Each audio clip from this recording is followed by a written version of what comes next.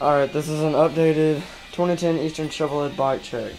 Start in the back, work our way to the front. In the back, we've got the Odyssey. It has like complete wheel with the shadow, axle nuts, the Aaron Ross signature tire with the keyboard design, black label pivotal seat with a black label pivotal seat cover, integrated seat clamp, shadow interlock 2-chain, premium Narstar black sprocket, Odyssey clear twisted pedals,